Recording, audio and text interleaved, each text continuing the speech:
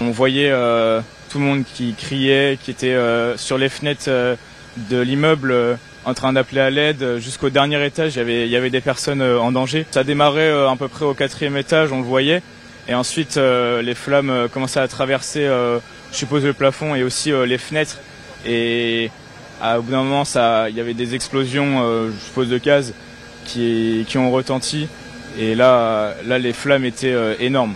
Ça montait jusqu'en haut des arbres, c'était impressionnant. J'ai vu des gens sortir avec des couvertures sur la tête, des gamins, des enfants, quoi. Et après, ils sont venus se réfugier, entre guillemets, ils ont fait installer une pièce en bas de chez moi, là, et il y avait une cinquantaine de personnes, quoi.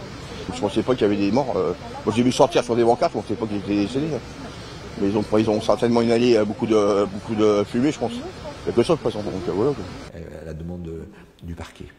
Il y a eu des incendies de cette importance. Leur professionnalisme, donc ils vont pouvoir accompagner les personnes. Des riverains ont alerté la police en signalant de la fumée et en signalant qu'il se passait quelque chose. Les policiers qui étaient à proximité se sont immédiatement rendus sur les lieux. Ils sont rentrés dans l'immeuble. Ils ont commencé à monter dans les étages.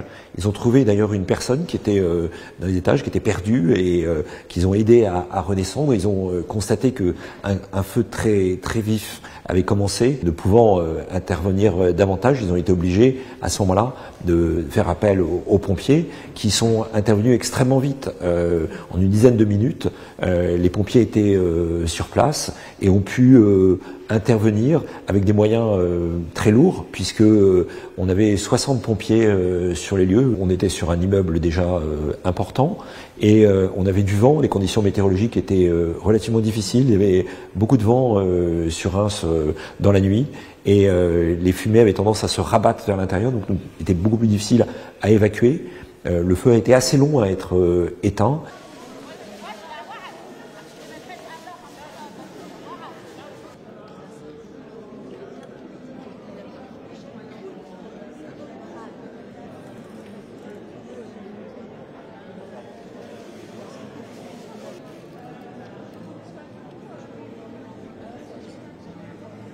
En fait, ma fille, elle était dehors, la fenêtre ouverte, m'a prévenu que ça sentait le feu.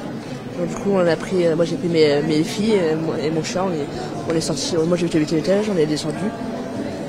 Et du coup, nous on a pu sortir tout au début de l'incendie. Et après ça s'est mis. Après, quand on est sorti, ça a commencé à exploser. Là au 4e étage où ça fait feu. Après, ma grande fille, elle a vu un monsieur sauter de la fenêtre. Tout le monde veut aider, il y a un élan de solidarité impressionnant. On nous a proposé des vêtements, de beaucoup de choses comme ça, mais pour l'instant on ne peut pas les accepter parce que gérer une logistique comme ça, c'est compliqué dans ces moments-là, dans ces lieux-là. Donc ça se fera ultérieurement. Actuellement, on est plus sur du soin, du suivi psychologique, parce que les personnes sont très atteintes. Et on essaye de redonner un peu de gaieté dans cette soirée qui a mal tourné.